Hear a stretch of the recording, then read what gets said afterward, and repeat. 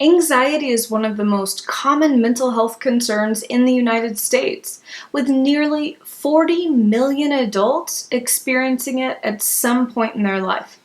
Anxiety can impact people differently and have a wide variety of symptoms, impacting our cognitive, emotional, physical, and mental well-being. I'm Dr. Shelley Sommerfeldt, psychologist and online coach with the Loving Roots Project. And today I'm going to cover some tips for coping with anxiety. But first, let me review some of the most common symptoms of anxiety. And those are feeling restless or nervous, easily fatigued and feeling overwhelmed, having trouble sleeping, feeling irritable and restless, having impacts to your memory and judgment, increased muscle tension or headaches, difficulty controlling worry, increased sweating and trembling, difficulty concentrating, having trouble making decisions, and increases of self-doubt.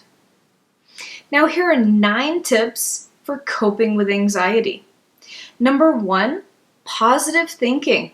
The power of positive thinking has extensive research showing its effectiveness and usefulness when implemented during challenging times.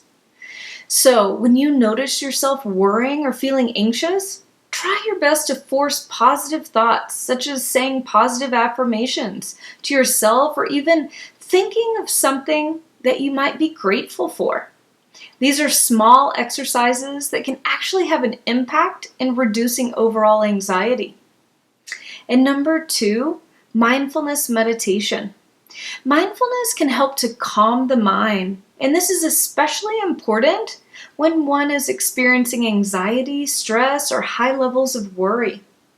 Even taking a few moments each day to just breathe can be extremely helpful.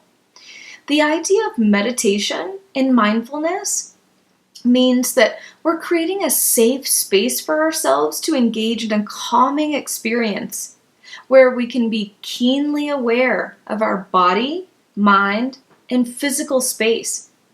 Check out our mindfulness video on our website at lovingrootsproject.com, and this is a brief guided intro, and it's free. And number 3, physical exercise.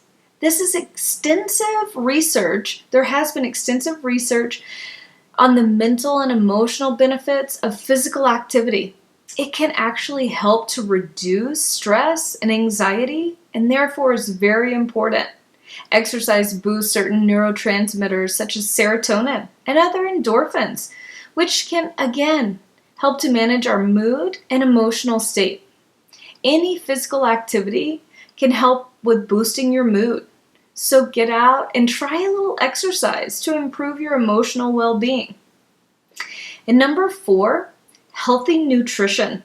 Eating healthy food is an important aspect to maintaining good physical and mental health.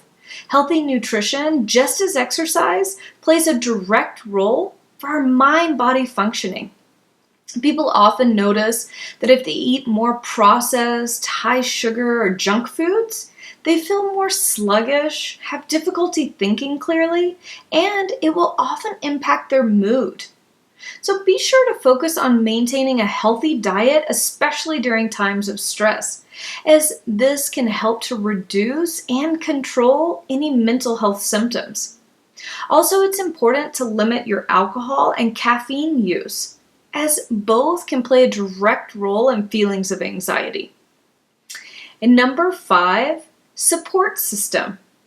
Having a strong support system is an important aspect of managing anxiety symptoms. Support systems can be a variety of people, such as friends, family, social clubs, therapy groups, or even community-based groups.